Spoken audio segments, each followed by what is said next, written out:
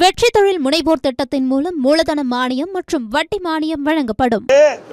சோதனையான நேரத்தில் இன்றைக்கு துயரமான நேரத்தில் கத்திட்டு இருக்கிறாங்க. இவர்களுடைய சட்டமன்ற உறுப்பினருடைய நிலைமை இப்படி இருக்குது. எங்க போய் நாட்டு மக்களை காப்பாற்ற போறாங்க? நீங்க இப்படி சொல்றீங்க. ஆனா சட்டசபையில இன்னைக்கு பாட்டெல்லாம் பாடுறாங்க, எம்ஜிஆர் பாட்டெல்லாம் பாடுறாங்க. ஆமா, அதாவது உயிர் போனதை பத்தி கவலை இல்லை, பாட்டு பாடுறது தான் முக்கியம். ஏங்க ஒரு உயிர் போய்விட்டது. தமிழ்நாட்டை சேர்ந்த வேதனையாக இருக்குதுங்க. குறிப்பாக ரொம்ப ரொம்ப வேதனைப்படும். இதுக்கு முந்தி 38 வயசு அந்த குடும்பத்தில் இருக்க உறவினர்லாம் எப்படி வேதனைப்பட்டு கொண்டு இருப்பாங்க. அந்த வேதனை கூட புரியாமல் ஒரு அரசாங்கம், அதான் ரீல்ஸ் விடுற அரசாங்கம் தான் நடந்துக்கிட்டு இருக்குது.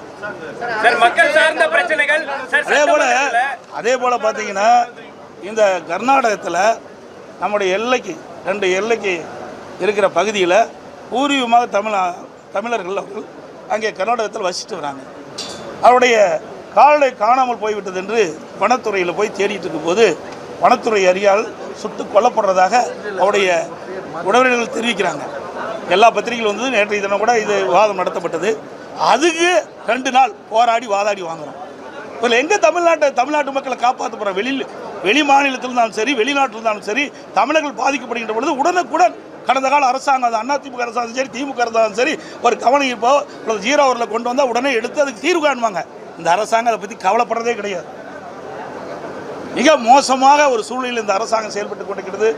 இது வன்மையாக கண்டிக்கத்தக்கது. அந்த குடும்பத்தை சேர்ந்தவர்களுடைய மனநிலை எப்படி இருக்குன்னு கூட உணராத ஒரு அரசாங்கம் இந்த அரசாங்கம். இன்றைக்கு வெளி மாநிலத்திலும் சரி, வெளிநாட்டிலும் சரி, தமிழர்கள் பாதிக்கப்படுகின்ற பொழுது அதற்கு உரிய முறையிலே குரல் கொடுக்கின்ற அரசு தான் உண்மையான தமிழ்நாடு தமிழ் உணர்வு உள்ள அரசாங்கமாக இருக்கு. ஆனால் இந்த அரசாங்கத்தில் தமிழ் உணர்வு என்பதே இல்லை. அதிகாரிகளுக்கு தகவல் கொடுக்கப்பட்டு விட்டதாக இதற்கு முன்பாகவே அரசு கவனத்திற்கு கொண்டதாகவும் சபாநாயகர் வெளியே சொல்லியிருந்தார். ஏன் இதை சொல்ல வேண்டியதான பதில் இல்லை? இதில் என்ன கஷ்டம் இருக்குது? நாங்கள் மென்ஷன் தாங்க பண்ணுறோங்கிறோம். ஏங்க 5 நாட்களாக தொடர்ந்து நாங்கள் இந்த அவையில் மென்ஷன் பண்ணுறோம். இந்த அரசாங்கம் உரிய நடவடிக்கை எடுக்க வேணும். அந்த குடும்பத்தை சேர்ந்தவர்கள் தொடர்ந்து எங்கள் சட்டமன்ற உறுப்பினரோடு தொடர்பு கொண்டு எங்களுக்கு உதவி செய்யுங்க. சவுதியில் இருக்கின்ற அந்த மீனவருடைய உடலை மயிலாடுதுறை திருமுல்லை வாயிலுக்கு கொண்டு வர வேண்டும். அங்கே என்ன நடக்குன்னு எங்களுக்கு தெரியல. அது படுகாயமடைந்த 3 பேர் மருத்துவமனையில் இருக்கிறாங்க. அவருக்கு உரிய சிகிச்சை கிடைக்குதா இல்லையா கூட தெரியல. இதையெல்லாம் அந்த குடும்பத்தை சேர்ந்தவர்கள் பதற்றத்தோடு இருக்கிறாங்க. அதைத்தான் எங்களுடைய எதிர்க்கட்சி என்ற முறையில் அரசனுடைய கவனத்துக்கு கொண்டு வரோம். அரசாங்கம் அதுக்கு உண்டான முயற்சி எடுத்து அந்த உடலை தாயகத்துக்கு கொண்டு வருவது கடமை. ஆனால் அதையெல்லாம் தட்டி கழிக்கிறாங்க இந்த அரசாங்கம். 3 நாட்களாக தொடர்ந்து நாங்கள் வலியுறுத்திட்டே இருக்கோம் சட்டமன்றத்தில். இன்றைக்கு எடுக்கிறோம், நாளைக்கு எடுக்கிறோம், 3 நாளைக்கு எடுக்கிறோங்கிறாரு முதலமைச்சர்.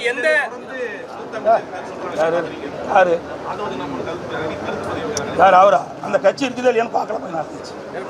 அந்த கட்சி துவங்கி 3 வருஷம் தான் ஆகுது. ஏங்க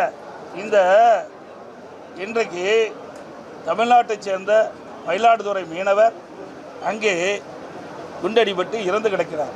நாங்கள் வரும்போது கைதிட்டு சிரிச்சுட்டு இருக்கிறேன். உணர்வுள்ள ஒரு தமிழன் சிரிப்பானா?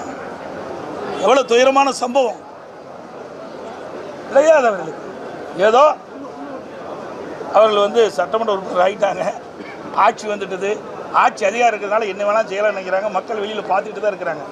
எந்த அளவுக்கு வேகமாக வந்ததோ அந்த ஆட்சி அந்த அளவுக்கு படுபாதாரத்தில் போயிடும் விரைவில். நன்றி, வணக்கம். வெற்றி தொழில் முனைவோர் திட்டத்தின் மூலம் மூலதன மானியம் மற்றும் வட்டி மானியம் வழங்கப்படும்.